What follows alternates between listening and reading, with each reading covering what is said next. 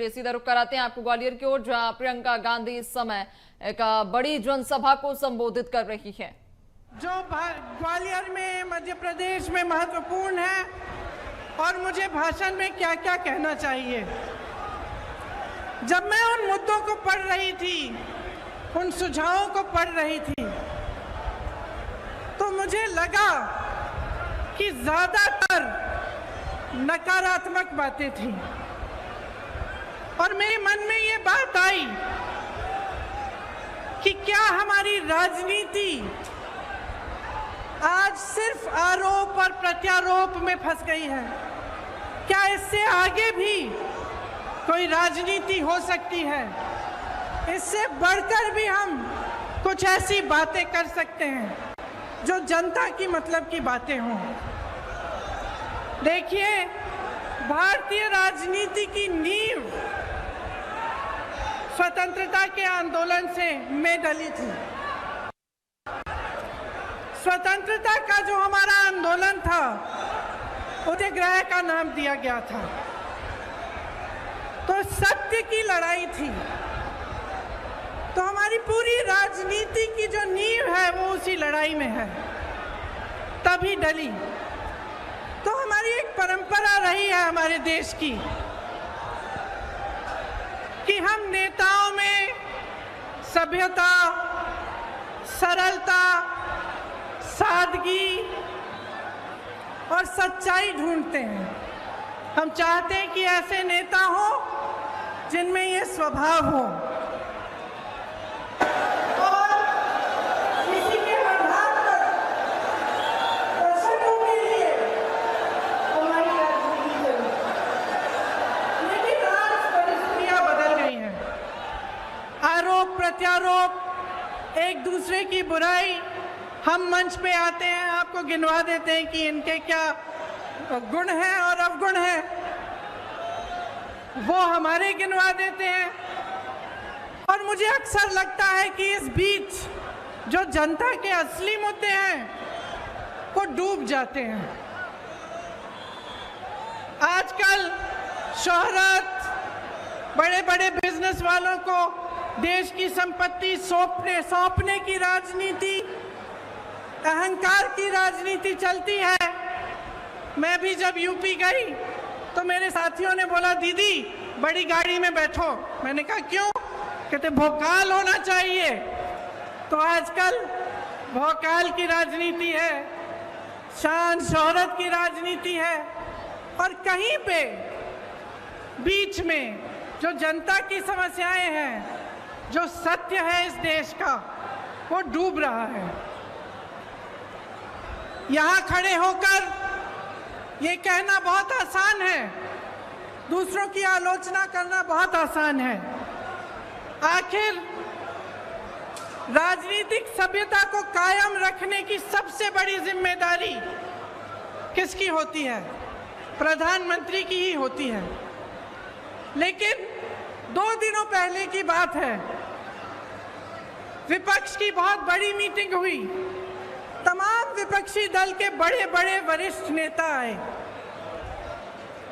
उसी दिन या अगले दिन प्रधानमंत्री जी का एक बयान आया और इस बयान में उन्होंने कहा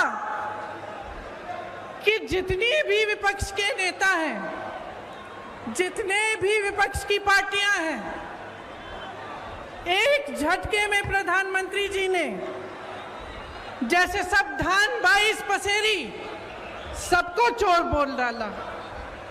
इतने वरिष्ठ नेता, अपने अपने प्रदेशों के प्रतिनिधि, बड़ी बड़ी पार्टियों के नेता, जिन्होंने आजीवन देश के लिए संघर्ष किया, जिनका देश प्रदेश में आदर है, जो जनता के मुद्दे उठा कर आगे बढ़े राजनीति में, उनका इस तरह का अपमान प्रधानमंत्री जी ने खुद कर दिया।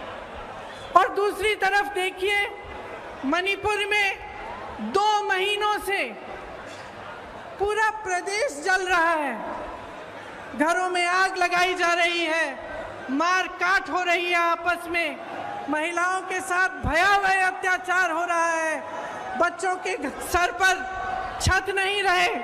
और हमारे प्रधानमंत्री जी ने 77 दिन के लिए कोई बयान ही नहीं दिया इस पे। वहां पे एक्शन लेना छोड़िए, एक लफ्ज नहीं कहा।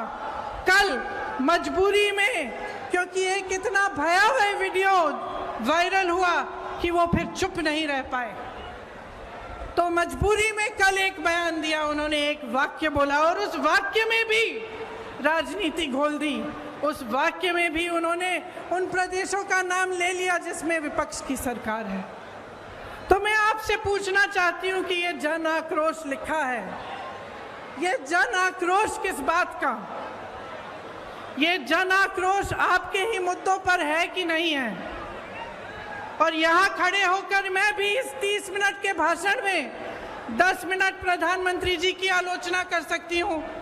10 मिनट के लिए मैं ये कह सकती हूँ कि कितनी घोषणाएं, नकली घोषणाएं की, कितने घोटाले किए, कितने नाटक करते हैं शिवराज जी। और मैं 10 मिनट के लिए सिंधिया जी के बारे में भी बोल सकती हूँ कि किस तरह से अचानक उनकी विचारधारा ही पलट गई। लेकिन आज मैं यहाँ आपका ध्यान भटकाने के लिए नहीं आई हूँ, मैं आपके मुद्दों पर बात करने आई हूँ। और आज जो सबसे बड़ा मुद्दा है आपका, मैं जानती हूँ क्या है, महंगाई का मुद्दा है। सबसे बड़ा मुद्दा आज महंगाई है। और मैं सिर्फ सब्जी, फल, आटा, गेहूं, इस सब की मैं महंगाई नहीं कह रही हूँ। ये तो है ही, जब टमाटर 150 रुपए में आप खरीद नहीं सकते तो ये तो है ही। लेकिन इस महंगाई से किस तरह आपकी कमर तोड़ी जा रही है उसकी बात कर रही हूँ। मैं वो बात कर रही हूँ कि जब घर में इतनी बारिश हो रही है, आजकल छत से कुछ पानी गिर रहा है, आपको मरम्मत करवानी है, वो मरम्मत महंगी हो गई है। आपको किसी के घर जाना है, कुछ ले जाना है उनके लिए, वो खरीदना मुश्किल हो गया है। आपके बच्चों की फीस भरना मुश्किल हो गया है। इतनी बारिश में जो बच्चे स्कूल पाठशाला तक जा रहे हैं उनके लिए छाता खरीदना मुश्किल हो गया है। आपके पूरे जीवन पर एक बहुत बड़ा बोझ बन गई है ये महंगाई। तो ये सिर्फ टमाटर के भाव की बात नहीं है, ये बात आपके जीवन की है कि किस तरह आप गुजारा कर पा रहे हैं, मैं समझ नहीं पा रही हूँ। मेरी बहनें यहाँ बैठी हैं, सबसे बड़ा बोझ इन पर है। समाज का बोझ, महंगाई का बोझ मेरी बहनें उठाती हैं सबसे ज़्यादा। आज रसोई के लिए सामान खरीदना है, तेल खरीदनी है, वो भी नहीं मिलती। गैस का सिलेंडर मिलता तो था, उसमें गैस भरना ही मुश्किल हो गया है। आज आपको खरीदने जाना है तो 1000 रुपये से कम नहीं मिल रहा। बच्चों की परवरिश कैसे होगी? सुबह उठ के आप अगले दिन का सामना कैसे करते हैं? कोई बीमार पड़ जाता है तो घबराहट उनकी भी होती है और इस बात की भी होती है कि मैं दवाई कहाँ से खरीद के लाऊं। घर पे बीमार पड़ा है लेकिन दुकान जाकर इतनी महंगाई है कि दवाई ही नहीं मिलेगी, मैं क्या करूं? आज ये है आपकी परिस्थितियां। तो इस बीच मुझे उचित नहीं लगता कि यहाँ आकर मैं फिजूल की बातें करूं, मैं दूसरों की बार बार आलोचना करती रहूं। मुझे ये उचित लगता है कि हर चुनाव में, हर प्रदेश में, हर गांव में, हर मोहल्ले में जब कोई नेता जाता है तो उसे जनता के मुद्दों पर बात करना पड़ेगा। उसको बताना पड़ेगा कि ये महंगाई क्यों है, कि महंगाई के साथ साथ इतनी बेरोजगारी क्यों है, कि एक ऐसी सरकार क्यों है आज हमारे देश में जिसने पूरी की पूरी देश की संपत्ति 1 या 2 बड़े बड़े बिजनेस वालों को बेच दी। जहां से आपको रोजगार मिलता था, उन कंपनियों को जब इन्होंने अपने मित्रों को सौंपा तो उनको मालूम होगा कि आप बेरोजगार होंगे। आपको रोजगार कहां से मिलता था? पीएसयू से मिलता था, बड़ी बड़ी जो सरकारी कंपनी थी उनसे मिलता था। आपको रोजगार खेती की कमाई से मिलता था। आपको रोजगार सेना से मिलता था, आपको रोजगार छोटे छोटे व्यापार से मिलता था। आज परिस्थितियां क्या हैं? जो बड़ी बड़ी कंपनियां हैं वो तो सारी सौंप दी इन्होंने अपने दोस्तों को। सेना की भर्ती का क्या किया अग्निवीर का आप जानते हैं। आपका ये जो क्षेत्र है ग्वालियर का क्षेत्र, रानी लक्ष्मीबाई जी का क्षेत्र है, यहाँ से तमाम वीर जवान जाकर हमारे सरहद पे खड़े होते हैं। आप जानते हैं सबसे अच्छी तरह कि जब से अग्निवीर की स्कीम आई और 4 साल की सेना में भर्ती कराई गई, तब से क्या स्थिति है। मैं कुछ हरियाणा के नौजवानों से मिली, उन्होंने मुझे बताया कि ट्रेनिंग से ही लोग वापस जा रहे हैं घर। तो कहते हैं कि हम इतनी ट्रेनिंग, इतनी कड़ी ट्रेनिंग कर किस लिए रहे हैं। हम इतनी कड़ी ट्रेनिंग इसलिए कर रहे हैं कि 4 साल बाद हम बेरोजगार होकर वापस आ जाएं, और जब घर आएंगे तो सरकार ने ये परिस्थितियां बना दी हैं कि घर पे भी किसानी से चाहे जितनी भी मेहनत कर लो, इतनी महंगाई है, इतनी मुश्किलें हैं कि किसानी से भी नहीं कमा पाएंगे। तो घर आकर क्या करेंगे? वहाँ भर्ती के लिए तमाम नौजवान पढ़ाई करते हैं, माँ बाप मेहनत की कमाई से उनके लिए पैसे इकट्ठे करते हैं। कोई 10,000 के ट्यूशन, कोई 20,000 के ट्यूशन करता है, और फिर देखिए पटवारी के इम्तिहान में किस तरह से घोटाला हो गया। तो इन चीजों का समाधान क्या है? आज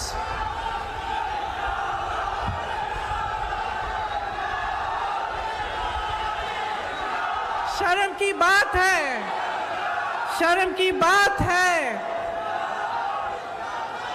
कि सिर्फ मात्र सरकारी जो नौकरियां हैं मात्र 21 दी गई हैं पिछले 3 सालों में। 2018 में जब हमारी सरकार बनी थी तब इन्होंने सरकार गिराई।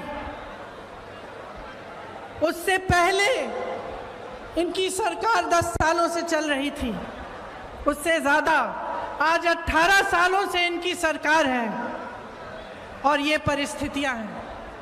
तो चुनाव के पहले ये कहने का क्या फ़ायदा है कि हम फलां स्कीम बनाएंगे, हम महिलाओं को कुछ देंगे, हम नौजवानों को रोज़गार देंगे। क्या फ़ायदा है? 18 साल से तो आप सरकार में रहे हैं, तब तो आपने कुछ दिया नहीं।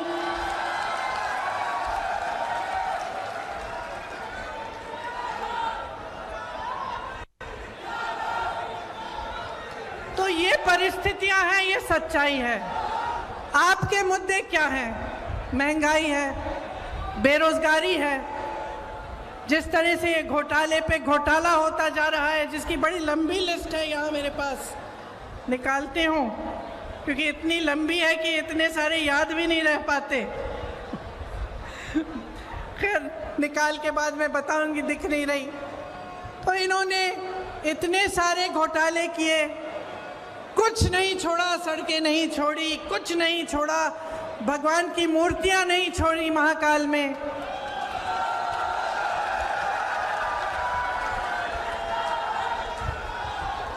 देखिए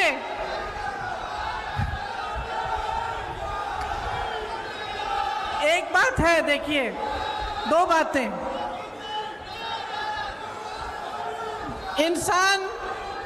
इंसान की जो नींव होती है ना, उसी तरह की नीयत होती है, और उसी तरह से जो सरकार होती है उसकी जो नींव होती है उसी तरह की नीयत होती है। ये जो सरकार इन्होंने हमारी सरकार गिरा के बनाई, इसकी नींव ही गलत थी। पैसों से खरीदी सरकार है। तो इसकी नीयत, इसका नतीजा क्या है कि इसकी नीयत ही खराब है। शुरू से सिर्फ लूट, सिर्फ घोटाले में ध्यान रहा है। ऊपर से 18 साल से सरकार चली आ रही है। अब आप बताइए, 18 सालों के लिए जिसके पास सत्ता होती है उसको क्या होता है?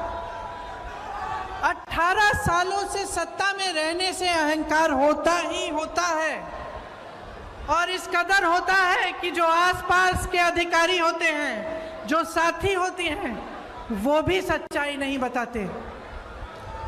तो 18 सालों में नेताओं की ये आदत अक्सर हो जाती है कि वो सोचने लगते हैं कि सत्ता तो हमेशा ही उनके साथ रहेगी, और जब हमेशा सत्ता साथ रहेगी तो काम करने की क्या जरूरत है भैया? कोई पूछने वाला तो है नहीं।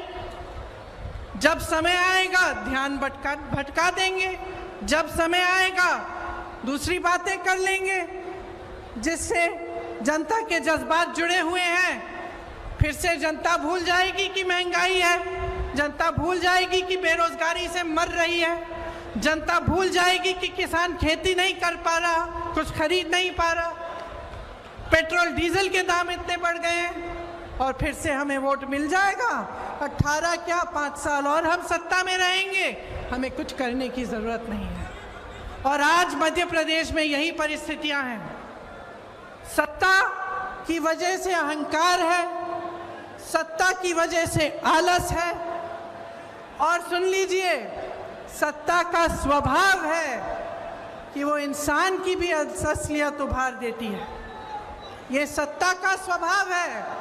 आप सत्ता को एक नेक इंसान के हाथ में दो, वो भलाई करेगा, आपकी सेवा करेगा। आप सत्ता को गलत इंसान के हाथों में दे दो तो इसी तरह की लूट मचेगी जो आपके प्रदेश में आज मच रही है।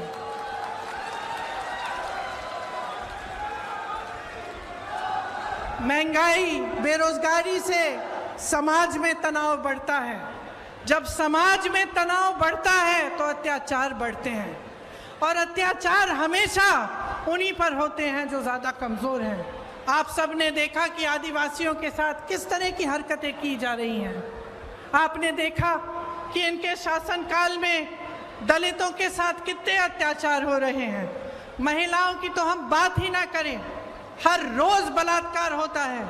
एक तरफ आपके अखबारों में बड़े बड़े इश्तिहार हैं इनकी सरकार के, और दूसरी तरफ ये खबरें कि किसी भाजपा के नेता के बेटे ने किसी के बलात्कार किया है, उसका आरोपी है, या फिर किसी महिला की छेड़छाड़ की है। तो ये परिस्थितियां हैं। अब आपको समझाना जरूरी भी है, लेकिन मैं जानती हूं कि सबसे ज्यादा विवेक जनता में होता है, सबसे ज्यादा। और मेरी समझ ये है कि जनता कभी गलत निर्णय नहीं लेती। जो भी निर्णय है उसका आदर लोकतंत्र को करना पड़ता है। तो अब समय आ गया है कि आप अपने लिए, अपने भविष्य के लिए एक बहुत बड़ा निर्णय करने वाले हैं। यह निर्णय क्या है कि अगले 5 सालों में क्या आप यही चाहते हैं जो आपने पिछले 5 सालों में देखा? और इस विषय में मैं आपसे पूछना चाहती हूं, मेरे नौजवान भाई बहन, बताइए आप में से कितनों को रोजगार मिला है?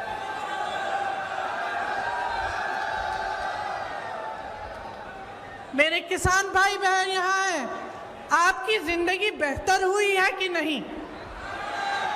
नहीं हुई? 5 सालों में आपकी तरक्की हुई है कि नहीं? यहाँ व्यापारी होंगे, छोटे दुकानदार वाले भी होंगे, रेहड़ी पटरी वाले भी होंगे, क्या आपके जीवन में तरक्की आई है कि नहीं? आप कितनी मेहनत से कमाते हैं, कुछ नहीं बचता आपके पास। और जो आप पर सत्ता है, जो जिनके पास सत्ता है, जो आप पर राज कर रहे हैं, आलस के बावजूद घोटाले पे घोटाले कर करके कमा रहे हैं। बड़े बड़े आलीशान महल हैं उनके, बड़े बड़े बिजनेस वालों के साथ घूमते फिरते हैं, लेकिन आपके पॉकेट में, आपके जेब में एक पाई नहीं बचती। आज ये अभाव है तो इसलिए है क्योंकि आप जागरूक नहीं बने हैं। मैं आप ही को दोषी ठहराऊंगी कि आपकी जागरूकता में कमी है।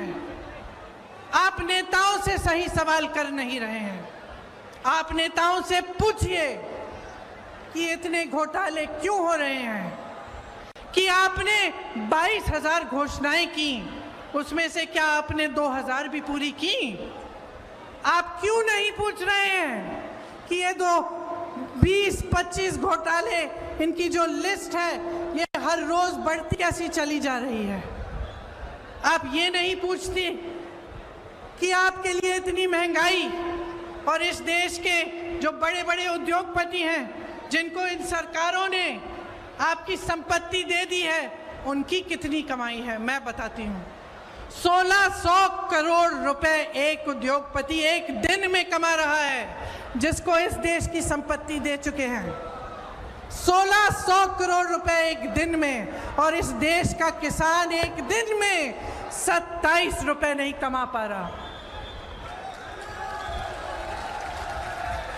तो आज मैं आपसे पूछना चाहती हूं, बदलाव चाहते हो कि नहीं चाहते हो? आप एक ईमानदार सरकार चाहते हो कि नहीं चाहते हो? आप इस सरकार को हटाकर एक ऐसी सरकार बनाना चाहते हो जो आपके लिए दिन रात एक करके काम करे कि नहीं? आज 1600 युवा बेरोजगार हैं प्रदेश में। 1600 युवा आत्महत्या कर रहे हैं बेरोजगारी की वजह से। युवा जो होता है वो आशा रखता है, महत्वाकांक्षाएं होती है उसकी, माँ बाप के लिए कुछ करेगा, कमाएगा, घर में जो बच्चे हैं उसकी परवरिश करेगा। आज वो सारे सपने तोड़ दिए हैं। क्या आप ऐसी सरकार चाहते हैं जो रोजगार दिलवाए, जो आपको मजबूत बनाए, जो मध्य प्रदेश के नौजवानों को अपने पैरों पे खड़ा करे कि नहीं? मैंने उत्तर प्रदेश में एक नौजवान से पूछा कि बेटा, ये जो राशन की बोरी तुम्हें दी जाती है, तुम्हें ये चाहिए कि तुम्हें नौकरी चाहिए? मैं सबसे पूछती थी, एक ऐसा नौजवान नहीं था जिसने कहा मुझे राशन की बोरी दो। एक नहीं था। जितने भी नौजवान थे, चाहे जितने गरीब हों, चाहे छोटे छोटे से घर में रहते हों, वो सब कहते थे हमें रोजगार चाहिए, हमें नौकरी चाहिए, हम अपने पैरों पे खड़े होकर अपने परिवार के लिए खुद कमाना चाहते हैं। और इस सरकार ने आपको निर्भर बनाने का काम किया है। आपको राशन पर निर्भर करेंगे या आपको अपनी फालतू की स्कीमों पर निर्भर करेंगे जिसमें आपको कुछ मिलता भी नहीं है, लेकिन आपको रोजगार नहीं दिलवाएंगे, आपको अपने पैरों पर खड़े होने का काम नहीं करने देंगे। इसीलिए कांग्रेस जो है वो आपके लिए कुछ वादे, कुछ गारंटी लाई है। जब मैं कहती हूं कि कांग्रेस गारंटी देगी, तो मैं इस आधार पर कहती हूं कि हमारी जहां जहां सरकारें हैं, वहां वहां हमने जो गारंटी दी वो निभाई जा रही हैं। चाहे आप मध्य प्रदेश में, चाहे आप कर्नाटका में, चाहे आप हिमाचल प्रदेश में, चाहे आप राजस्थान में देखें, तो जो वादे किए थे वो निभाए जा रहे हैं।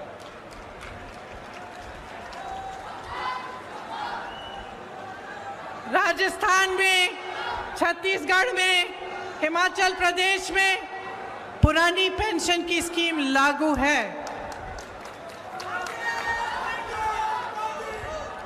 जब आप सरकारी नौकरी लेने जाते हैं तो उसमें सबसे बड़ी चीज क्या होती है? जीवन के लिए सुरक्षा।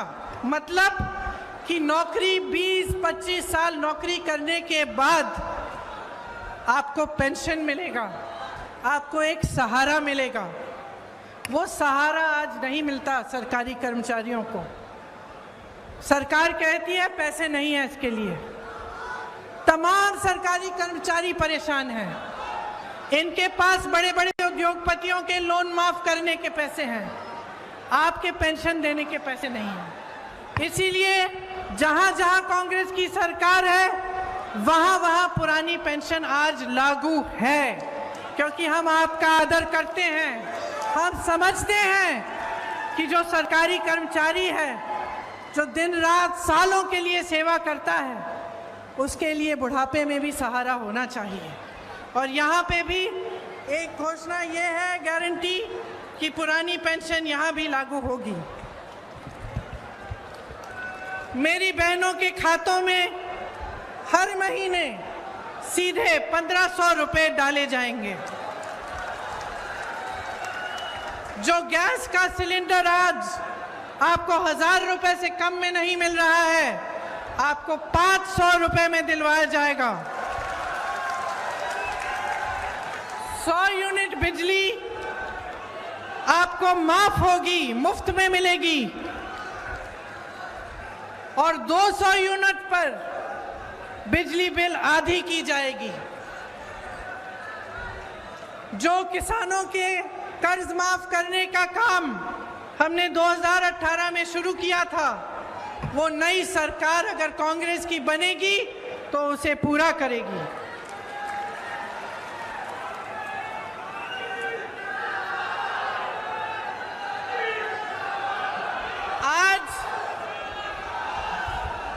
आज छत्तीसगढ़ में कांग्रेस की सरकार है, 2600 रुपए धान मिल रहा है।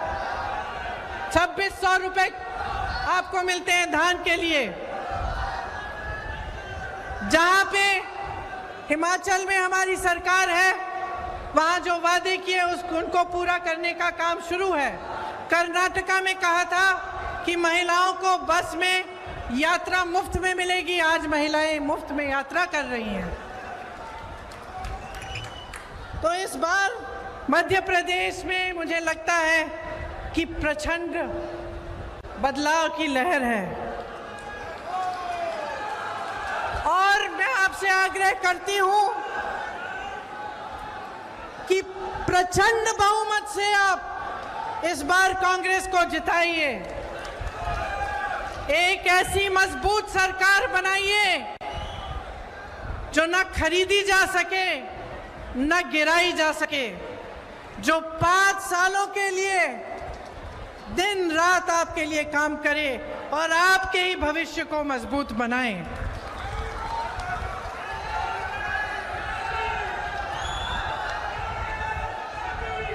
एक ऐसी राजनीति लाइए अपने प्रदेश में जो आपके भविष्य को मजबूत बनाने के लिए आपकी समस्याओं को सुलझाने का काम करे। आपकी जितनी भी छोटी छोटी समस्याएं हैं और जितनी बड़ी समस्याओं से आप जूझ रहे हैं, उनको सुलझाने का काम पहले दिन से शुरू होना चाहिए। और कमलनाथ जी से मैं अपनी तरफ से एक छोटी सी मांग अपनी तरफ से भी करना चाहती हूँ।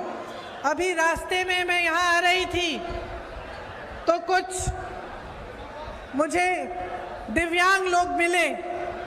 उन्होंने कहा कि उनका पेंशन सिर्फ मात्र 600 रुपए है। तो मैं आपसे आग्रह करती हूँ कि आपकी जब सरकार बनेगी तो उनका पेंशन भी ज़रूर बढ़ाइएगा।